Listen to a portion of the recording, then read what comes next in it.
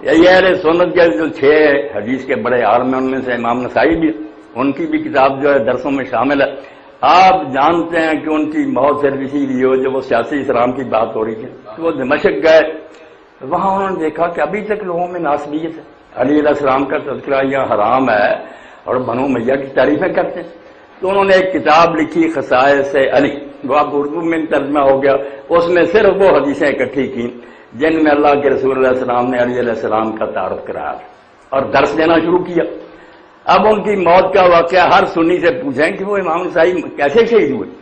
جب وہ درس دیتے تھے تو ایک دن ناسبیوں نے کہا کہ تمہیں امیر شام کی فضیلت میں کوئی حدیث یاد ہے؟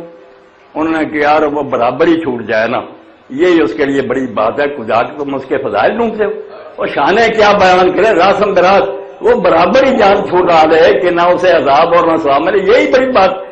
تو اس پر امام نسائی کو انہوں نے مجبور کیا نہیں کوئی تو ان کی فضیلت میں بتاؤ۔ پھر انہوں نے کہا ہاں ایک صحیح حدیث میرے علم میں، وہ امام مسلم نے بھی لکھی ہے، مسلم احمد میں بھی، کہ اللہ کے رسول علیہ السلام نے کسی معاملہ میں حضرت عبداللہ بن عباس رضی اللہ تعالیٰ عنہ کو بھیجا کے بلا کر رہا، وہ گئے، انہوں نے کہا وہ کھانا کھا رہا، پھر بعد میں بھیجا پھر کھانا کھا رہا، تیسری بار بھی جب کہا کہ کھانا کھا رہا ہے امیر شام، تو آپ نے فرمایا لا اشبع اللہ بطنہ، اللہ کرے اس کا پیٹ سیر ہی نہ ہو۔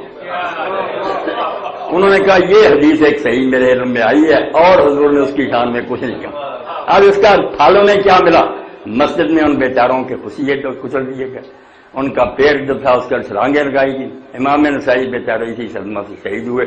یہ جتنی کتابیں صحاح کے مؤلف ہیں اس میں دیکھ رہے ہیں کہ نسائی رحمۃ اللہ علیہ صرف جان دے گا کہ ولی علیہ السلام کے فضائل بیان کرتے تھے، اور یہ مقابلہ میں کہتے تھے جن کے ہاتھ میں حکومت آ گئی ان کی شان بیان کرو، انہوں نے کہا یار اس کی شان کیا ہے، وہ برابر چھوٹ جائے تب ٹھیک۔ اب سنی حضرات جو ہے نا اللہ کا اگر خوف کریں، میرے خلاف ہوئے مجھے کافر کرا دیں، میں کہتا ہوں یار اہل سنت میں سے اہل حدیث میں ایک عالم پیش کرو جو علی علیہ السلام کے مقابلے میں کہتا کہ امیر شام حق پر تھا۔ کون کہتا؟ کس کا یہ مسلک تھا؟